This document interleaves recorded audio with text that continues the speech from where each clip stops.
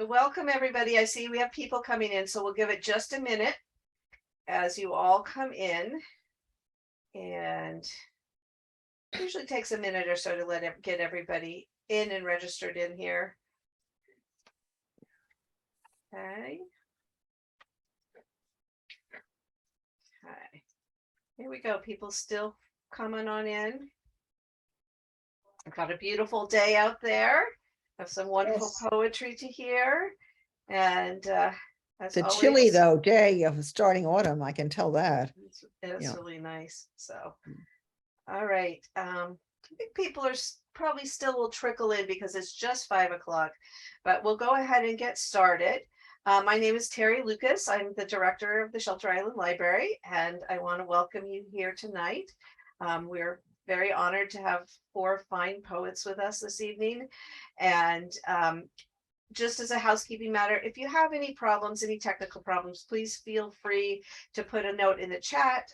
If you have a question, you can put something in chat or question and answer. I'll try to keep a tag on those. I don't know how much time we'll have at the end for question and answers, but hopefully as we go along, you'll have most of your questions answered by the people who are presenting here tonight. So I'm going to start by introducing Virginia Walker. Virginia Walker, PhD, taught writing and literature courses at New England and Long Island colleges. On Shelter Island, she acted as a facilitator for the Art Rich Poetry Roundtable and has curated 5 webinars on poets and poetry for the Shelter Island Library. She is the co-author of the poetry book, Neuron Mirror, with Michael Walsh, which raised over $10,700 for the Lustgarten Foundation for Pancreatic Cancer Research. Her poems have appeared in Nassau Review, Minetta Review, Light of City and Sea, Touched by Eros, Bard's Annual, Poets for Paris, Suffolk County Poetry Review, and The Humanist. And thank you, Virginia. Take it away. Well, thank you, Terry, for that lovely introduction. I usually have to introduce myself. That was very nice. And I have 3 wonderful poets with me tonight. We originally were going to have Richard Bronson, but he is a practicing physician and a hospital administrator, and he had to drop out. And so I'm filling in for him, which means I get a chance to read too. But that's okay. But you will have to put up with me then too. I asked these poets why they wrote poetry. And I'm sure they all have very different answers for us in their poetry. And I will have my own answers, I think. I mean, listen, these are very talented people, and they could be writing memoirs. They could be writing thrillers. They could be making big money writing mystery novels. But for some reason, and even knowing there may not be much of an audience, they insist on writing poetry. And some of them have even written poetry since they were children. So what is this madness about writing poetry? Now, I'm just going to name my 3 guests first, and then I'm going to go to each one in more detail. We have Adam Fisher. He's a retired rabbi and a poet. And we have Mindy Kronenberg, who teaches at Empire State College and writes poetry and does multimedia readings. You'll hear more about that. And then we have Karen Schulte, who's a retired social worker and therapist. And now she's writing poetry and winning all sorts of awards. So as I said, 3 multi-talented people. Now I'm going to go into a little more detail about Adam Fisher, and then I'm going to give him 10 minutes so he can tell us more about himself, his poetry, and we'll hear his poetry and learn more about him as a poet and why he's writing poetry. Rabbi Adam Fisher, he's a rabbi emeritus of Temple Isaiah, Stony Brook. He is the author of numerous articles and 2 books of liturgy, and one is called An Everlasting Name. He's also the author of a book of short fiction for children, 2 Jewish educational works, and 4 books of poetry. One of them was called Dancing Alone. I love that title. And he was the poetry editor of the Central Conference of American Rabbis, a journal from 2006 to 2014.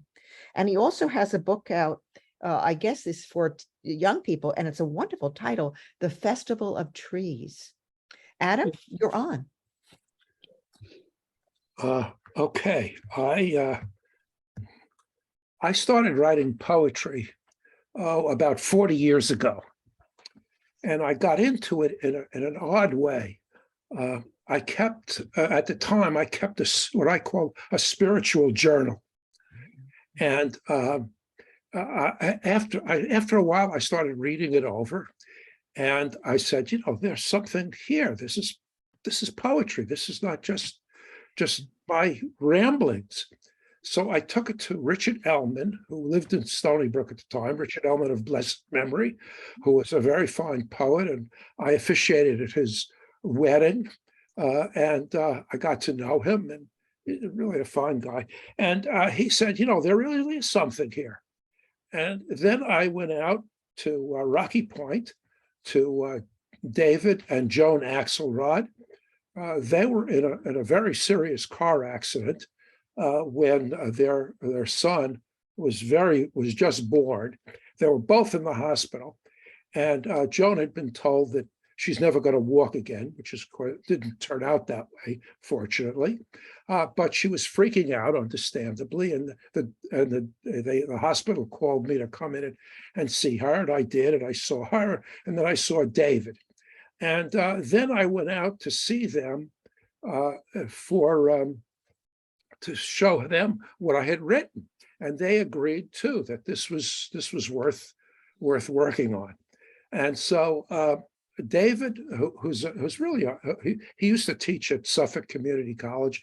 He's retired now for some years. He's a brilliant man, and has had two Fulbrights abroad, and published 20 books of poems and so on. So he's really got quite a biography. But we have been friends since then, and once a month we get together and we do a workshop on poetry. So it's been quite an adventure with him. Actually, I'm going to read two poems that come out of spirituality. I wrote a book called Hanging Out with God, which is the way I think about prayer. And there's a couple of poems that I want to share with you that are spiritual in nature from that book. The first one is called God's Garment. To come close to God, pay attention to the world. It is God's garment.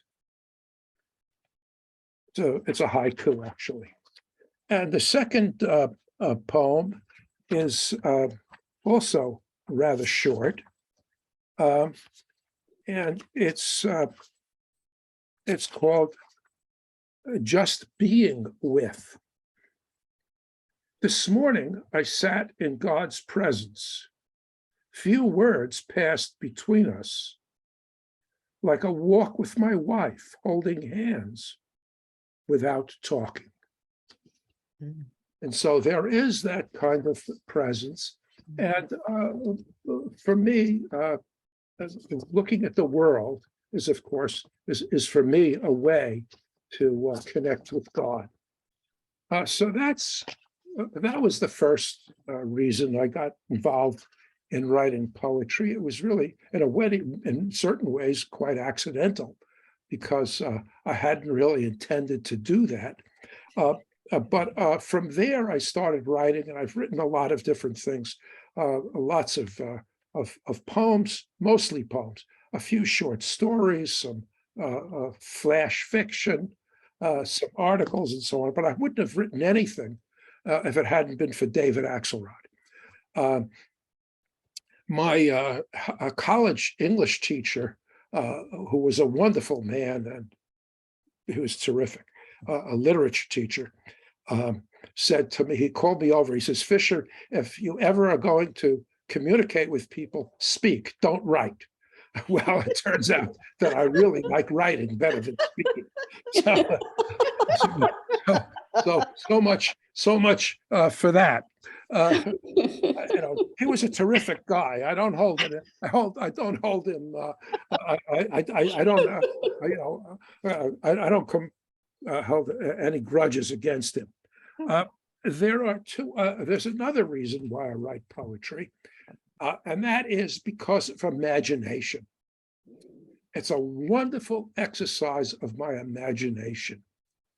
And there's a poem that I want to share with you about that. And it's called The Red Rocket. For some reason, I don't know why. I've gotten, I really like feisty teenagers, feisty young girls. And I've written 4 or 5 poems about them, all of them imaginary. A bunch of them have different colors involved in them, and they're all involved in sports, and they're better than the boys. So this is a poem called The Red Rocket. It's about a teenager skating on the Setauket Pond. I used to live in Stony Brook, and I used to skate there myself in my younger days when it finally iced up, and we don't have that very much anymore. We didn't much then, but we have even less now. And I used to go there and skate from time to time, and I used to watch these kids playing hockey on the ice, and so this is an imaginary story. When the lake turns to stone in winter, students shovel off a section for hockey. After school, the boys and one girl choose sides. She wears a red woolen cap and a red jacket, so they call her the Red Rocket. She can outskate most of the boys, who don't dare to get rough with her. She's known to trip anyone who tries. After the game, she lets her black hair flow down her back, shares her hot chocolate with a thermos with the boys. When spring comes, the lake thaws. Light clothes reveal her figure. The boys are more interested and more afraid of her than ever. This is an imaginary poem Now, about. Adam, I'm going to have to tell you, just when you read the poem, hold it up a bit, because we just see the top of your head. Oh, I see. Okay. You disappeared a bit there. Okay, thank you. For That was a telling- great poem. for telling me that. I think what you're going to do is you're going to write a Marvel comic next about these feisty teenage women, right? It's going to be. Well, I have 4 or 5 poems. I'm not gonna inflict you with. Well, the- you have time. You still have time. Okay. Actually, This you is- have, let's see. You have 4 more, no, something more minutes, 3 more minutes, I think, Okay. Well, of your this 10 is a minutes. poem I don't uh, get the second, so this is that's also imaginary. It was written after September 11th, Mhm. and it's entitled September 10th, 2001. And it comes from my book, Enough to Stop the Heart.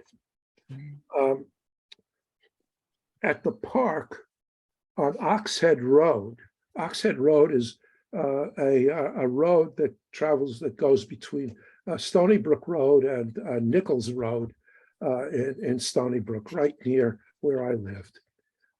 At a park on Oxhead Road, Dad, Mets shirt and cap, pitches slow and easy.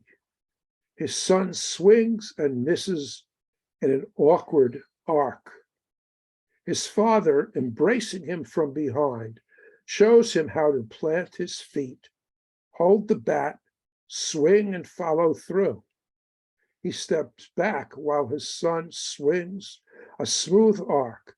Dad smiles, thumbs up, as his son takes practice swings. Dad pitches again, and he hits the ball over his father's head, runs toward first while Dad cheers. As they walk to the car, Dad rests his hand on his son's shoulder. Slugger, he says, you know those really tall twin towers? The boy nods. I'm going there first thing tomorrow, right at the very top. Pretty neat, huh? So it's a sad poem. It's imaginary. I never witnessed anything like this. So there are, I don't know how much more time have I got? I got a minute or two. Well, I think you might save that for the next section. Okay. Adam, do you mind? Okay, Yeah, yeah, I think I want to go on now to Mindy, okay, because we're gonna come back to you. okay, good. And I Good. really I'd love love to though hear what Mindy hearing- has to say. She's Yeah. wonderful. I also love though Oh, thank- hearing how you bring your religious calling into your poetry, and also how you see the imagination working in poetry. And I knew Elman, he was wonderful, and thank you for bringing up his name. And of course, I taught, his wife also taught at Suffolk County Community College in the Yes. women's studies thing. Yeah. Yeah. All right, Mindy, we're up to you. First of all, I have to tell you, I saw Mindy, and I'm going to introduce you in a moment. I saw Mindy in something sensational over at the LTV studio in Wainscott. She was in an event, an evening where there was a pianist playing the piano, Brahms, Rachmaninoff, Debussy, Hector, no, it was Astor Piazzolla. Yeah, that's it. And she read poetry that she wrote to the music. And there was a painter, Mr. Weldon, in the background, Max Weldon, I think his name. He was painting. It was an incredible evening. Now I'm going to introduce this incredible person who does these incredible things. She's Mindy Kronenberg is a widely published poet and a critic. She teaches at SUNY Empire State College, and she edits Oberon magazine. I think we'll hear more about that later. And she's the author of Dismantling the Playground and Images of America about Miller Place, and also an illustrated poetry book with K. Kelly called Open. And she does these mixed media readings, these incredible mixed media readings. And she's actually had one of them and one of her works in the Netherlands, it says here, and Water on Water and Poetry, Piano and Paint. That's the one I saw. So Mindy, who, by the way, who's an incredible fireball of energy ever since I've known her. She's an amazing woman. She is now going to explain to us why she writes poetry. Well, thank you, Virginia. And I'm exhausted after hearing all of that. I didn't know I had that kind of energy. But thank you. Yeah, I brought some work with me today that was part of what you were talking about, the Poetry, Piano, and Paint, which was at LTV in Wainscott, to raise funds for the station and for the arts. And there was an Argentinian pianist, Axel Quinque, myself, and Dan Weldon, who's a master printer and painter. And so you had kind of a trifecta of artistic expression. And I'm a big fan of ekphrasis, which is writing poetry, interpreting, creating a narrative inspired by visual or other art. And so I brought a few poems from that program, and also from another program I did for the Center for Education and just Environmental Education and Discovery in Belport. They had something called Sculpture on the Trail, which was an art trail in the woods, and they had art that would appear. You would encounter a sculpture, and it was wonderful. And I kind of wrangled poets together to write poetry in response to these. So I have some of that with me as well. But I'll start with something that's rather serious. You know, why do we write poetry? I'll answer that in greater depth later, but sometimes it's in response to things, simply encounters with events and situations beyond our control, and to make sense of things, to reconcile with life. Tumor. Stuck in the throat like a word elongated by time and anger, or regret that spun itself into a bitter egg. The word tumor looms and dangles up and down my gullet, slides and sticks and flattens in my sleep. From my breath to the column of my middle, every pang and momentary dagger pricks the idea of a gritty pebble lodged in soft tissue, a pearl's vicious, insatiable cousin. The body is a wondrous thing, a wrapped package of nerves and cushions, brittle nuggets that bind us together. What glittering and velvety junk we are, moving through life in each other's arms, hiding and hidden from love and hurt, blind to the unknown marauders in the dark.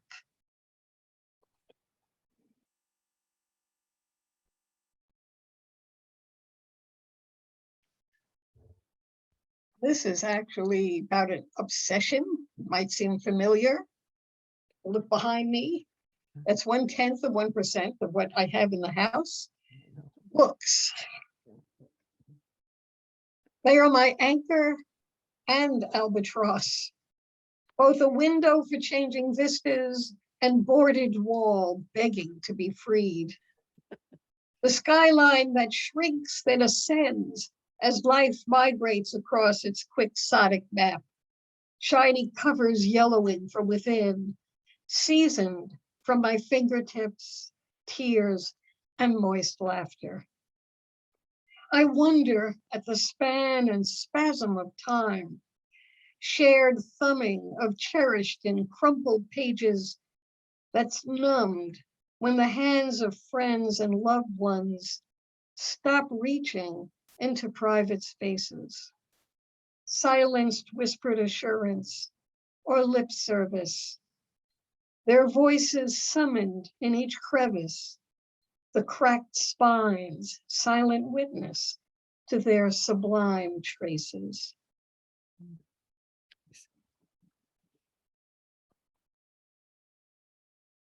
And these are some of the acrostic works.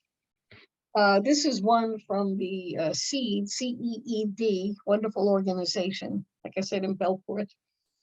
One of the sculptures that I wrote about by Jay Sylvester. Kind of a great entanglement of things, vines and pieces of trees, and it was suspended. So this is called Portal. Even as a girl, I felt it, walking in the woods, my heart an abundant basket, my limbs reaching and embracing at once. This kinship of trees, the transcendence of sadness and solitary longing, and the rustle and ruckus of dancing branches.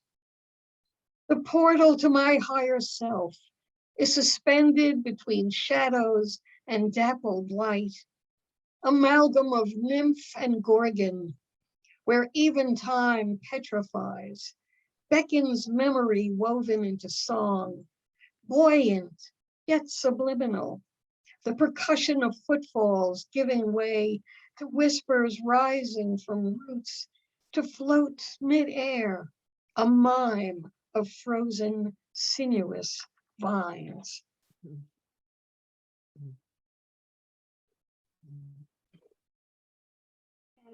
These, and I'm sure you'll give me the hook when I'm, alert me when I'm running out of Oh, time. you're fine yet. This was 4 from more the, minutes. okay, this was from the LTV, the piano, the poet and the pianist, the poet and the painter. This is, you never know what will be summoned by pieces of music. It's amazing. Sure. And I wrote this in response to the Chopin Prelude 17, Opus 28. Sunday. 13th Avenue in Borough Park came alive in the morning as my father and I walked the rows of stores for our Sunday morning feast, a sepia memory in filtered light as I leapt at each window to his approving laughter, our bundles growing with baked goods, cheeses, meats, and flowers for our table. There she is, the small girl skipping along the many Brooklyn blocks, her hand in his. There he is, as he whistled and kept his boisterous stride, walking back to the awakened building, walking up to the tiny kitchen, walking through the doorway lit by the delight in my mother's eyes.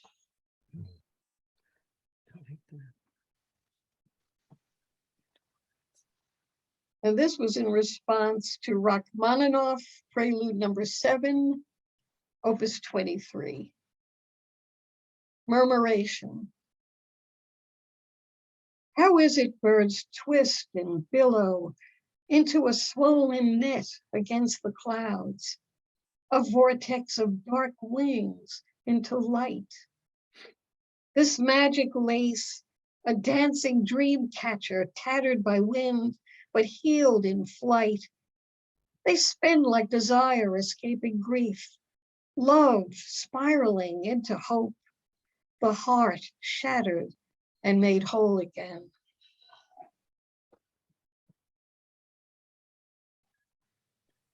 And this was response to Rachmaninoff, Prelude number 2, Opus 3. And I should mention there were certain moods to these pieces, of course. And this was very difficult to write to, but it had an occasional heavy feeling to it. Encounter.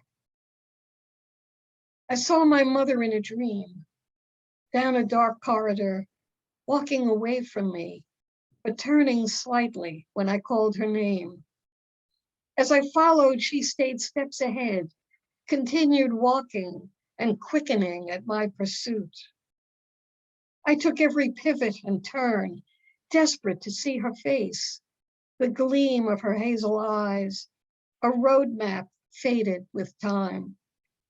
14 years since her death, since I heard the sound of her voice, looked into the mirror of my birth.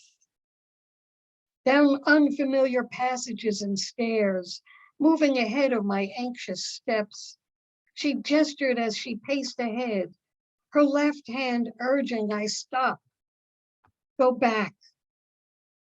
And with that, I was standing alone.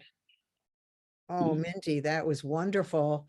And I heard some of that when I saw you in the multimedia show, and it was sensational. But I loved your use of language, and all of your word choices were so perfect. And even some of the sounds that you reproduced. And of course, your way of seeing the birds and I just loved it. I must go on. I must go on because we have another guest. And that is Karen Schulte. And I'm going to tell you a little bit about her. And Karen is a retired social worker and therapist who began writing in grade school. And then, of course, since retirement. She's had many poems published in a number of journals and anthologies, including the Long Island Quarterly, the Poetica magazine, Paterson Review, Bard's Annual, the PPA Literary Review, and her collection of poetry, Where Desire Settles, won first place in the Writer's Digest contest in 2017. And also she, because it was it's a contest for a self-published book, and she won the contest. But also her poem Displaced won honorable mention in their National Poetry Contest for 2019. And her new book is coming out in 2023, and it's called Black Paper Album. Karen, welcome. Hi, thank you. I feel like I came to this kind of late in life, but I really didn't. Excuse me. I really didn't, because I've always written. And as a youngster, I was really fortunate that I had parents that bought me books. And my first book of poetry was A Child's Garden. Yeah, a child's, what is it now? Garden of Verses, wasn't it? Garden of Verses, yes, thank you. And I mean, if you haven't ever read it, and even though if you're an adult and have never read it, you should read it. I think it's a magnificent volume to introduce children to poetry. And of course, I may be the oldest one here. Growing up, not only did we read poetry in school, even though now I think it was pretty bad poetry, but we had to memorize stuff. Mhm. And when we were called on, we had to stand up and we had to really belt it out. And we got graded on things like that. So poetry was always a part of my life growing up. And in high school, I wrote, but at that point, I wasn't writing poetry. I was writing short stories. I wrote some poetry here and there, but I wasn't fixated on it. I think I was frightened by the fact that it was so formalistic at that time. And I just didn't have the patience to sit and figure out this puzzle of how you put everything together. And by the time the 60s came along and I was in college, of course, that changed. But I was still really fixated on short stories. And I think that if you can write a short story, my feeling is that you can write poetry. I think the two are very much aligned. Somebody else who has a little bit more knowledge could probably put it together. But I think its ability to zero in on a particular object, on a particular time or place, and then to find a universal meaning to all of that is also, I think, something that poetry does. So I think short stories and poetry are aligned in that way. But I got married after college and soon was raising a family. I had to leave work. At that time, that's what happened. And after a brief spell, I went back to graduate school to social work. I was in the first graduating class at Stony Brook in social work at that time. So I go back a bit. I think what I want to do now is kind of introduce you to a book of mine, a book of poetry that's going to be published by Finishing Line Press. And it's called Black Paper Album. What this book of mine that's coming out came out of the pandemic, mainly because I was home. And like the rest of us, I was kind of stuck home. And I had all of these old albums that my dad had put together, starting with pictures from the turn of the last century. I had these really old pictures, and the album, because they were paper albums, was basically falling apart. And so I started to rearrange, reconstruct some of these photos. In fact, I did 4 albums that I put back together again, and I still have more to do. I am going to read the title poem of the album, and maybe a few other of the poems from the album, from the chapbook. So this is Black Paper Album. My fingers run over the crumbling edges of black photo paper, the album's soft binding held together with hand-tied string is coming apart. Inside, fasteners have lost their grip. The clue on the back of the ancient snapshots fast disappearing. Old photographs no longer secure fall, page after page, a cascade of them from my father's youth. He and his brothers stand arm in arm in the courtyard of their Hebrew orphanage, anchored to each other, their own fortress, against whatever lies ahead. Turn more pages, more yellowed pictures fall. The 20th century moves on, becomes undone. My mother's family, people I have forgotten or who have died, tumble out, no longer attached to time or place. My mother with her slick bob, slim and fashionable, leans against her parents' porch railing, looking pensive. Her sister sits in a wicker chair, pregnant and peaceful. My uncles in soldier uniform, proud to be first-generation American, stare at me with pride. The youngest one play acts with his bayonet while smiling for the camera. Even pictures of family dogs I have almost forgotten pose looking serene. And for a while, we were. My father's brothers, my mother's family, cousins I no longer see, even my brother, so young, swinging his baseball bat with joy and vigor.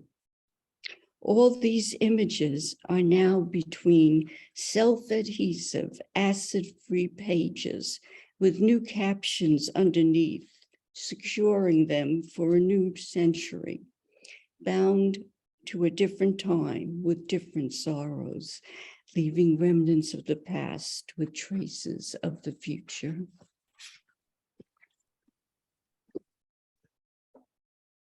And this one is called Rembrandt's Camera. A bonnet hides my face, tilted upward in this portrait of my 3-year-old self seated on a bench outside my grandfather's store. My grandfather sits at one end, his white Spitz dog in between, lit against deepening shadows, an illumination worthy of an artist of light and shade. Grandpa with his white wavy hair looks straight ahead. On his lips, a smile about to happen, stopped short by some thought he could only reveal to himself. Rembrandt would have been proud to paint us, my grandfather with his first American grandchild. But it was only my father, taking pictures whenever he could, who pointed that box camera at the precise moment and snapped us sitting so peacefully. Oh, that's beautiful, Karen. I love that.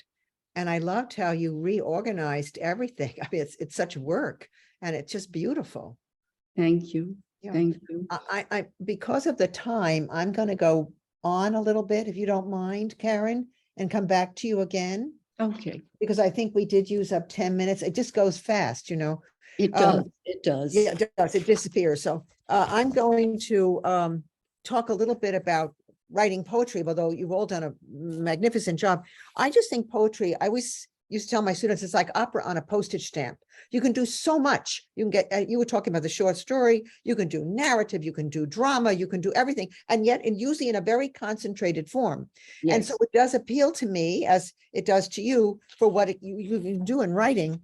And I think also, and I notice in the language you use, there's a quality, a song-like quality, where you're elevating the language. And in the best poetry that happens. Now, I'm not saying I can do that. I'm just saying that's what I admire in poetry.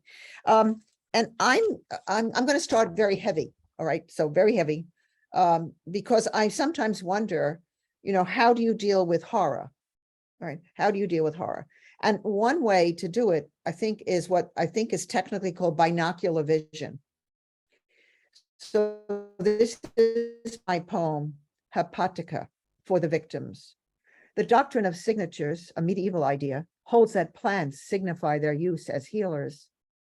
The doctrine of suppression, an idea totalitarian, holds that the mind can be excised vicariously.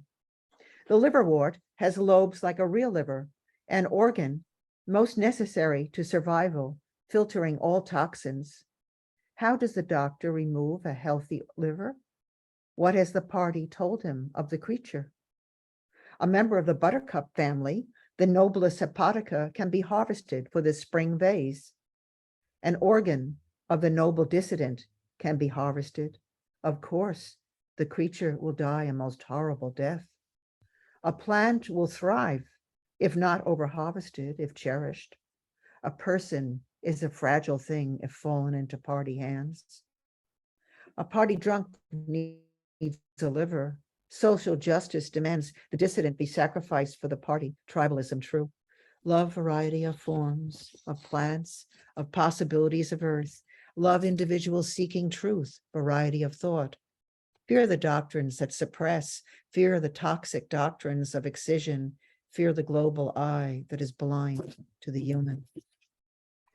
Sometimes things happen, events happen, and you put them together and you see things that you might not have noticed before, maybe intentionalities. He should not speak. He should not be popular. August at Chautauqua and Mar-a-Lago. Knife the eye that sees, crack the skull that thinks, bleed out the veins of the imaginative man. Crash the gates, raid the boxes of the action man, rifle the underwear, threaten incarceration. The man of the pen and the man of the people must bow to us, say the tyrants of faith and fraud. And one more in that vein before I go philosophical and lighter. And I think poetry uses illusions. And some of you already did use illusions. And illusions are a way, I think, of leapfrogging in time and history, because you're pulling all that goes with that illusion into your poem. And so here I'm bringing in a word that was coined by Victor Hugo. I don't know how many of you read The Man Who Laughs, comprachicos, the child buyers or the child mutilators.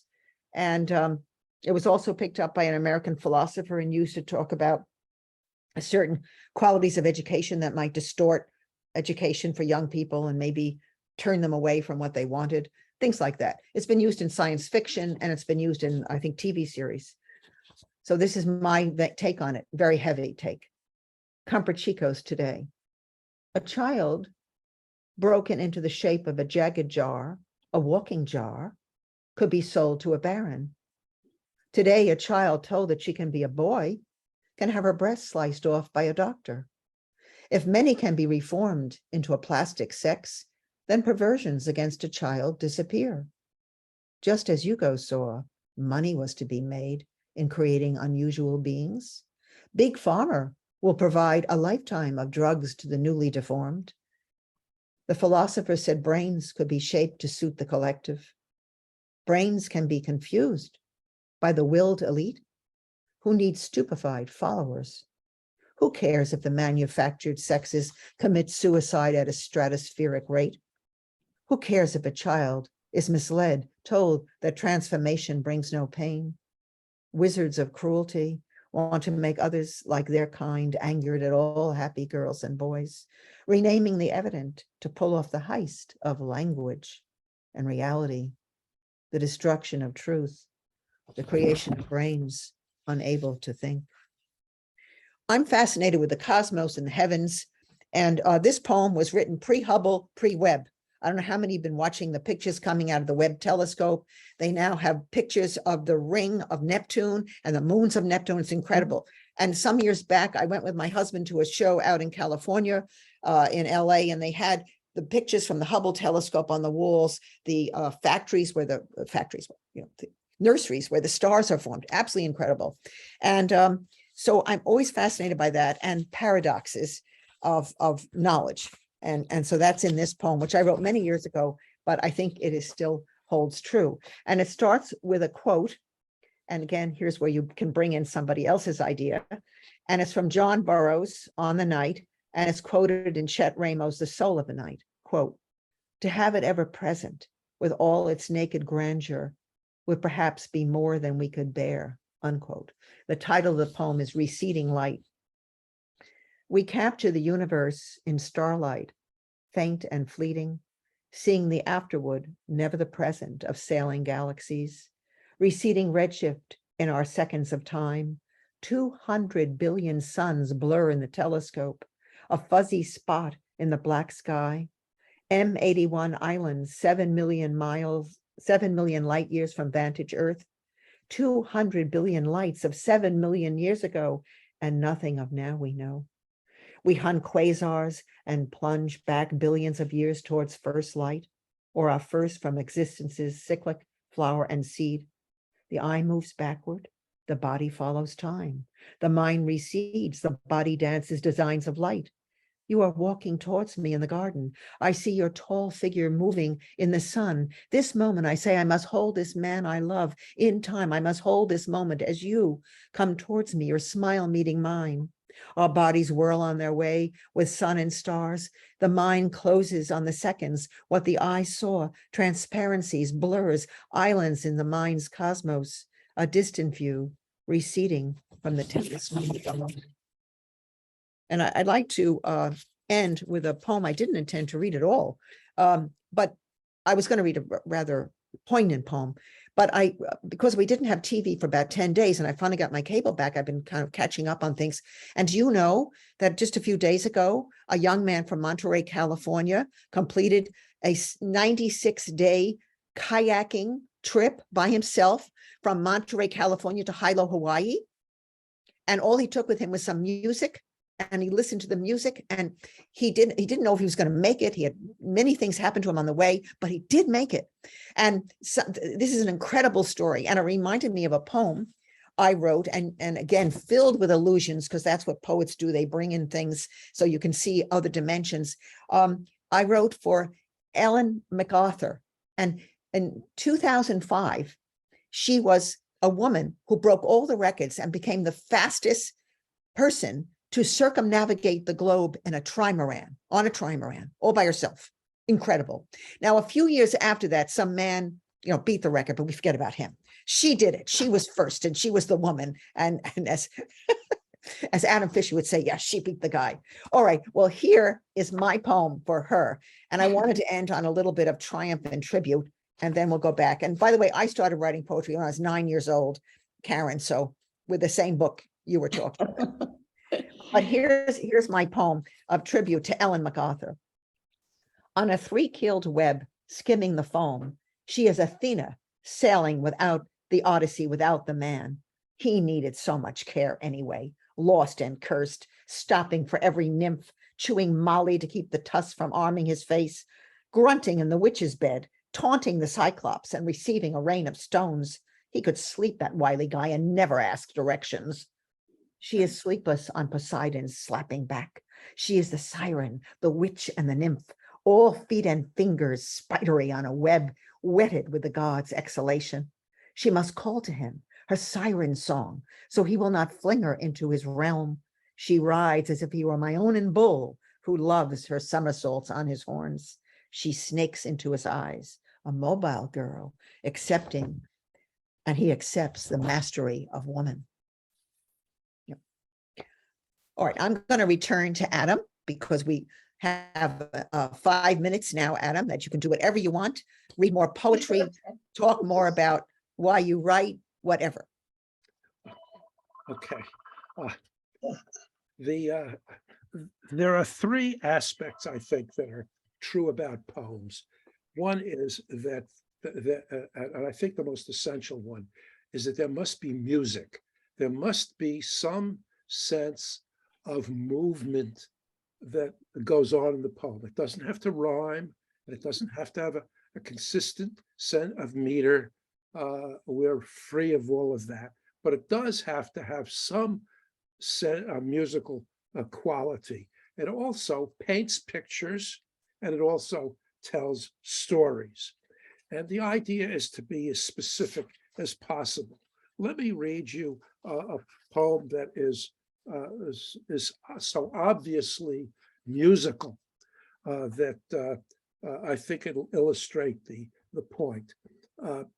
It's entitled "Burbs." Trees in the early mist, in the midst of suburbia, under, below, less than urbia, See all those houses on all those streets. See how they look alike, even 6 models in the envelopment of all the inhabitants thereof, in the same houses, with the same lawns, with the same sanitized streets, Disneyized, plasticized, aluminum sidingized streets. But all this is nothing new. Pete Seeger sang about ticky-tacky way back in the 50s. Nifty. Say, there's more in the burbs than meets the eye, more than the orderly lie of neat lawns and manicured hands in its 2 jobs and commuting in traffic that inches and stops for miles, are the train, which is always on time unless it rains or snows, or the electricity goes out, or there's a strike, or a car on the tracks, or the wind is blowing from the east, or maybe it's the south, or maybe it's the south, and running to scouts, dancing, religious school, little league, soccer and painting, and SAT courses, and the mall where they fall into the buying mode. I want it all, not just the walking wounded, but the walking dead, to the altogether stupendous light shining on a red leaf on a crisp fall day. So that's I think musical. Yes. There's a poem that paints a picture, and actually it tells a story at the same time.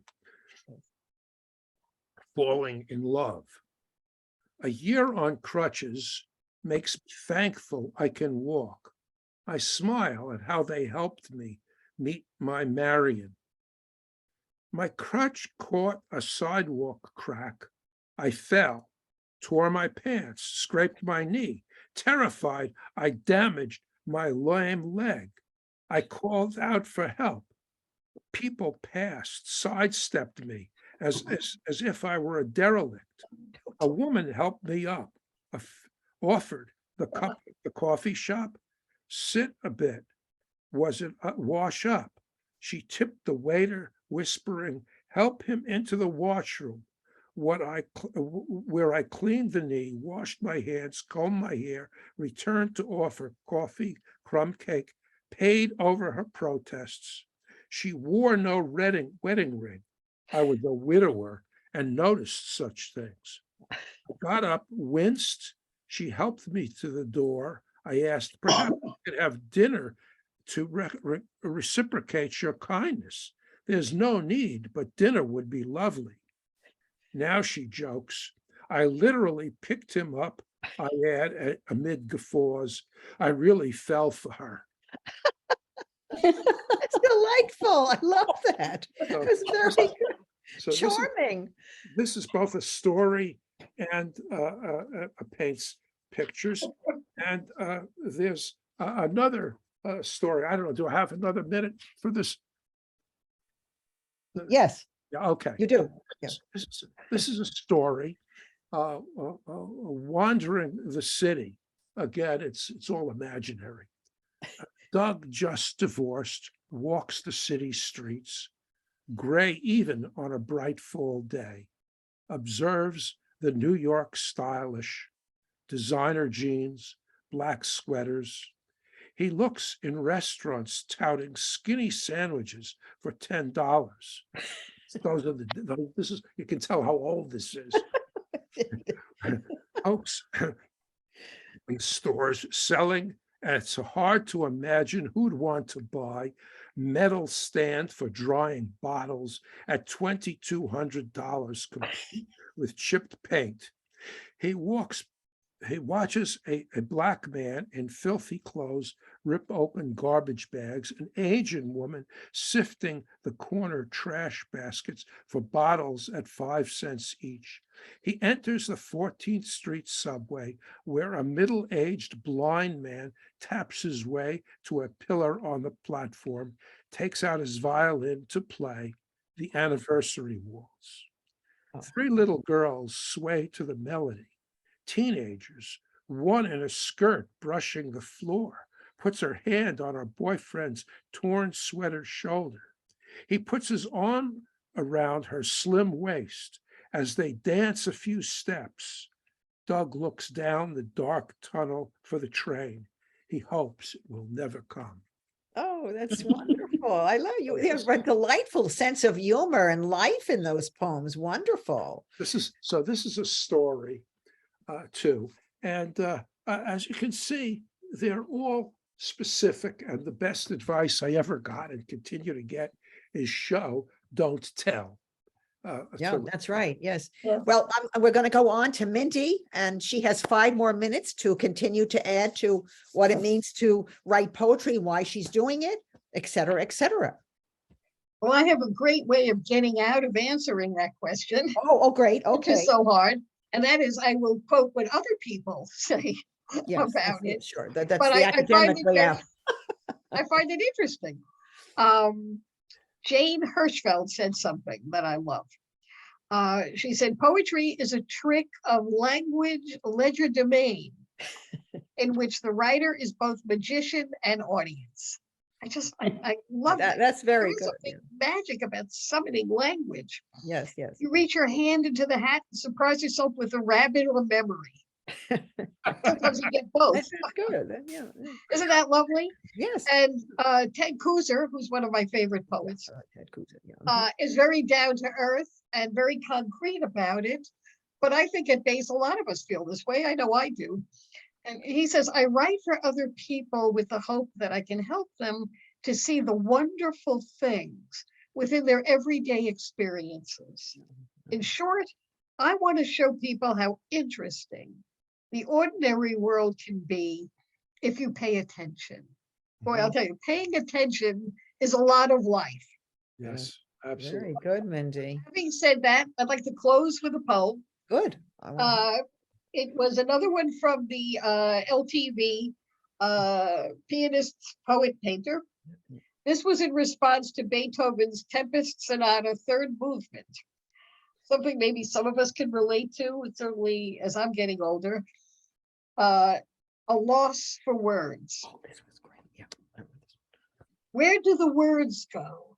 Those that once swirled in gossamer light and landed on the page in effortless reverie?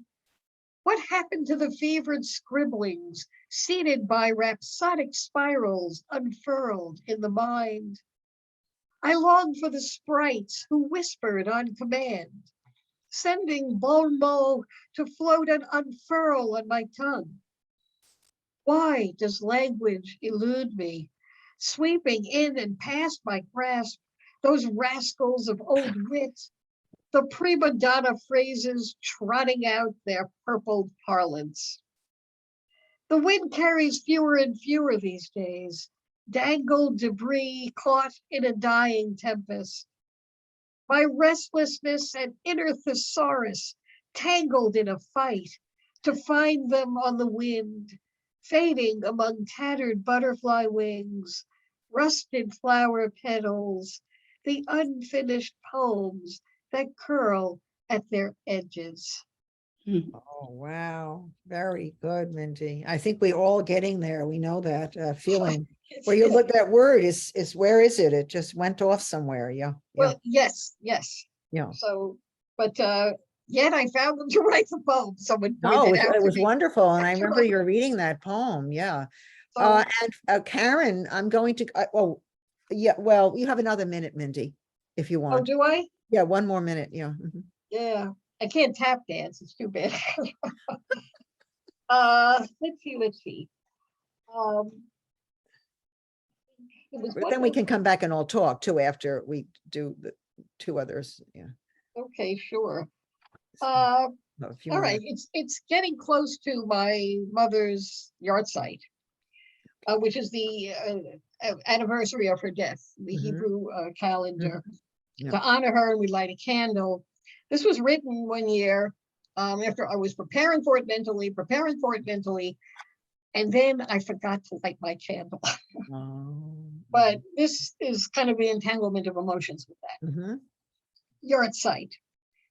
On the anniversary of your death, I watched a program called Raging Planet and learned the different ways lightning moves, an illuminated hand searing the sky, inflamed fists beating in clouds, electrified dancers leaping from the ground. Then the air is stunned into dark. I forgot to light your yahrzeit candle, but watched how a storm sparks and tethers the heaven to earth. I could almost feel the heat of your hands, candling mine to the bones that came from yours, the bolts of my body glowing with memory. A candle's flame resembles the soul, never quite still, twisting with a longing for something we call heaven, flickering between the gravity of life and the unknown. We summon and release when we cling to love, the touch and embrace that finally lets go.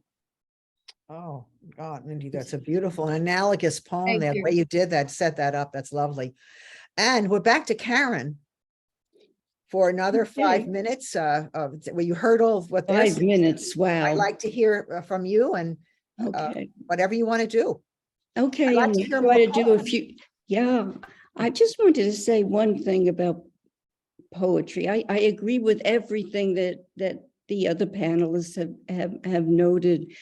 But the one thing that I think keeps me going at poetry, not only is it a way to validate myself and what I'm seeing and feeling and putting into words, but it's the way one does it.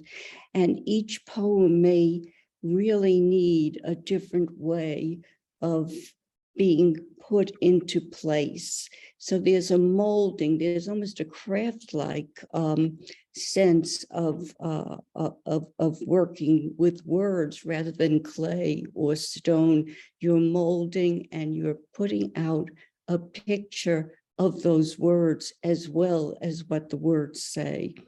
And there is a poet that I read who, she's not well known. I don't know if she came off the internet. Her name is Christine de Geniers, and she said this about poetry. Poetry is the closest we can get to crossing the divide between symbol and actual.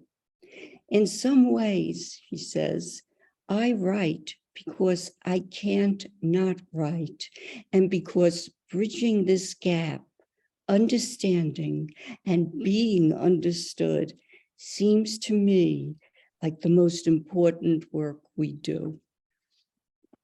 Lovely. And I'm just going to read. Please, I would poem. like to hear another poem. Yeah. Yeah, this poem just won first place at the Babylon Poetry Contest last month. And it's called A Death in Ukraine, May 2022.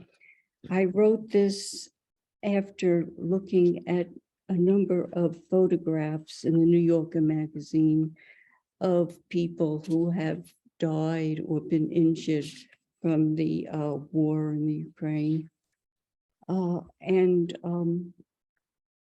This is my take.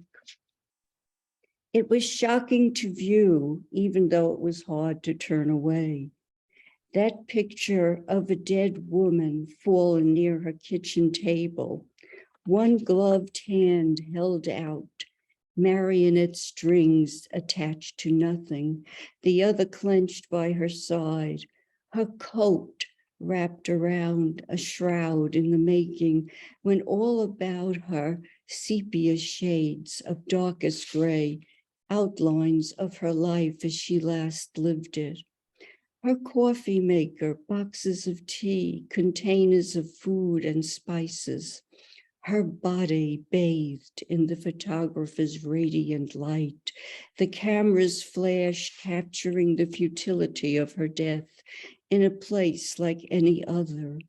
Her home with its stove, countertop, cloth-covered table, sink full of dishes to be washed, a door's handle to an outside garden with its marigolds, cabbage, lettuce, squash, blood-laced trellis, bone marrow, heart, sinew, tissue, skin to lace up neatly in a bundle, its winding cloth placed in the ground, strewn with leaves and slender branches of willow, placed there with reverence this springtime when silence is a blessing.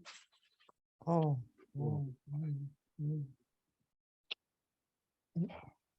When did you start?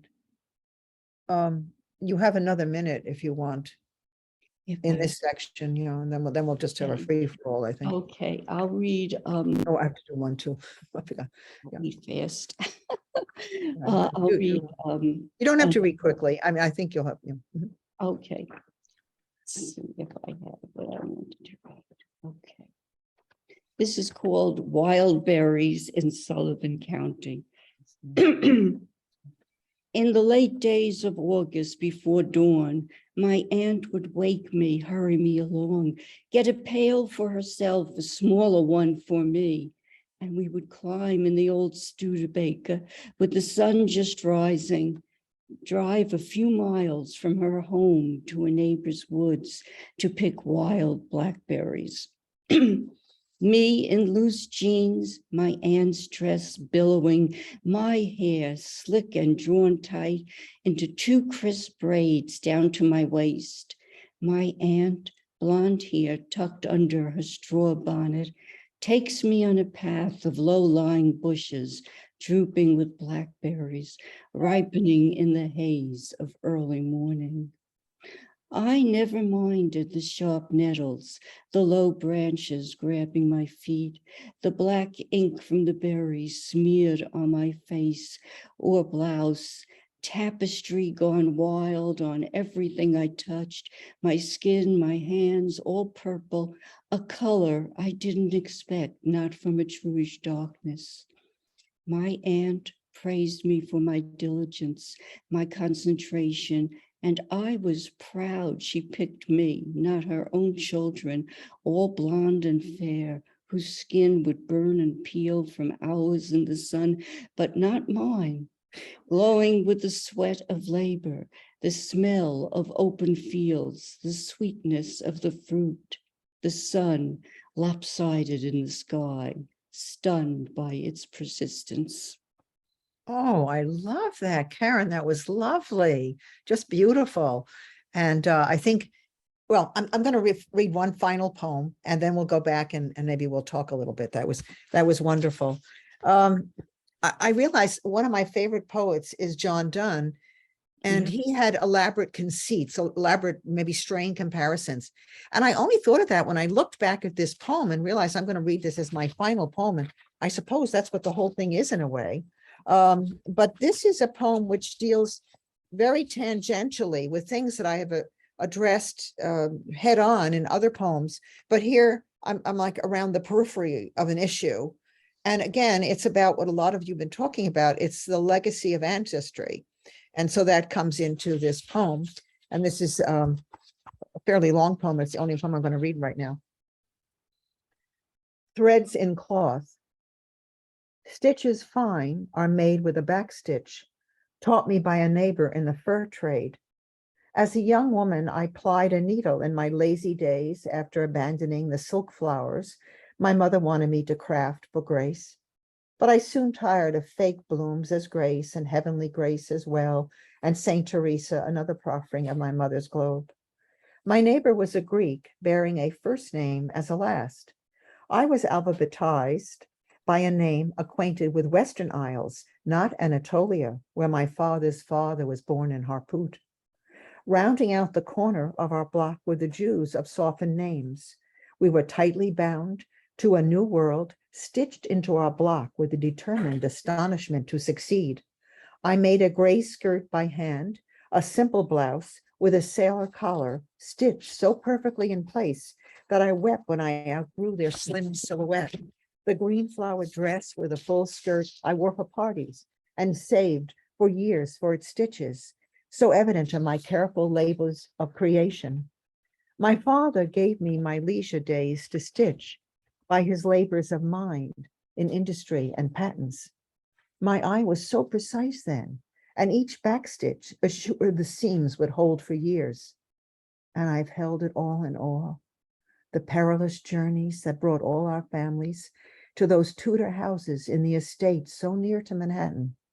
We were all piercing a cloth to submerge and merge, stepping back to survey as if in a folk dance where we came from and locking the past firm.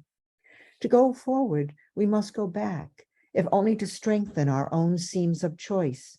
I bought a machine to sew, but I missed the handwork and made only simple palazzo pants of Hawaiian cloth bought by my mother-in-law. My sewing days vanished into grad studies and a teaching career, but the backstitch has served me well. I reflect back often to make sure my progress forward honors the labors of the past. I broke the globe of religion offered by my mother, but I took her metronome with me and her music. I brought her flowers to life in soil, not silk. Had I returned to the soil of my father's grandfather, who tilled hefty poppies into coin to send his sons to schools of math and then to foreign lands? What threads within me, firmly sown with seed, backstitched by me, blossom now in furrows of my soul? Mm. Oh, boy. Well, here we are. And I learned some marvelous things from all of you. First of all, I learned how dedicated you are to your craft, all of you. And I think our audience learned that from you. Not only had you all started, I think, fairly young in writing, but you all see what you want to accomplish in writing and how poetry seems to suit those objectives. I know you've done other writing, some of you, but there is something about poetry that each of you has brought out. Mindy with her working with other artists and trying to explain other art shows you how poetry is part of a larger whole compass of art that we humans need to express ourselves. And Karen, in going back with the legacy of the past and the pictures, all of these things are exactly what we're trying to do to share. And Adam, with his humor and his religiosity and everything, it shows you how much you can put in poetry, not only a walk with God, a quiet walk with God, but this very, very funny play on that man who falls on the sidewalk and is rescued. So poetry is adaptable. It's wonderful. And again, I think, Adam, you mentioned something, and I found music not only in Mindy's poetry, which clearly had a musical element, but all the poetry, Karen, everyone. And I don't know what you want to wrap up with. I just want to say one thing. I was reading by the way, the London Review of Books got me through the pandemic. I got a subscription to that and I was reading it all the time and it's wonderful. And there was an article about the 7th volume in Shelley's works. They're putting it out. Claire Cook edited it because the original editor died and she took over. And one of the reasons it took so long to get this volume 7 out, which is about the triumph of will, Shelley's triumph of will, was they were working with manuscripts that had been in the water with Shelley when he drowned. And so these manuscripts were waterlogged, they had to be peeled apart and looked at, and they had to use a microscope and a magnifying glass to see the little letters. And it was like the Dead Sea Scrolls practically, but there they are trying to piece this together. And the one thing they discovered was how harried Shelley was by dreams, visions, and nightmares. And so it occurs to me, have any of you used dreams, visions, and nightmares in your poetry?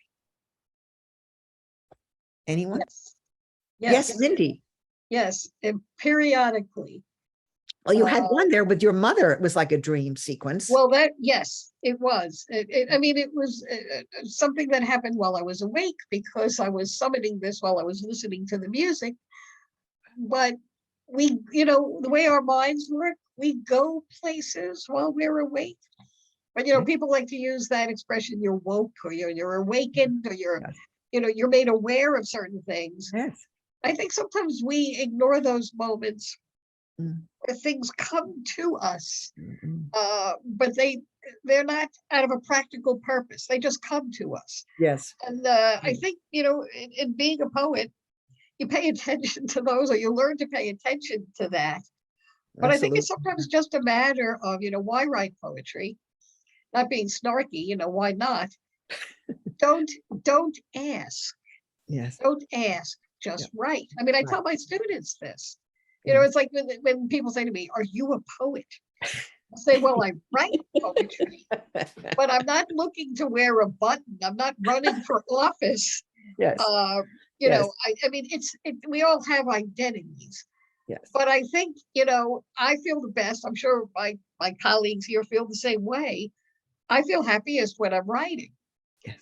And it's not so much that I seek the writing to be happy. I'm, but if I don't write, I'm not happy Yeah. Oh, because I want to be writing. I want to express myself. I think most artists feel that way. yes. I But, think we want to share what we have discovered. And Adam, you use that term share quite often. I think that's what it is. It's a sharing, right? Yeah. Did anybody else want to say anything about dreams, visions, and nightmares? I have dream. I make notes of dreams if I remember them. Yes. But Mindy said something that really reminded me and was very important to me, and that's the ekphrastic poems about art. Oh, Uh, I think that those poems, in the best sense, are the ones that trigger thoughts about them and stories. Like there's a painting in Venice where a man is talking to a woman in the street. And so the question is, what's the story? And so, the imagination can go from there. yes. So that really was terrific. Yeah, it's a freeing of the imagination, right? It's a device, right? To do that. Yeah, and reading other people's poems too. Do of that. course. Yeah. yes. Karen, do you want to jump in on this? I was just thinking that sometimes when one is engaged in writing, and of course, when one writes a poem, at least when I write a poem, it's usually the first draft. I mean, I just sit and if I have something on my mind, I sit and I just free write for pages and pages. And I might get a few lines or a few images that I might use and I might not. And during that period of time, I'm in a different space. I I am call it an altered state. I mean, an something altered happens. state No, between something being happens. awake and being in a hypnotic kind of a world. And that's similar to, I think, sleep, what sleep Mhm. can do as well. So to me, that is an important time because that's where I go into a different realm and I'm able to take from that something that the next day or the day after I might pull out and use in a poem.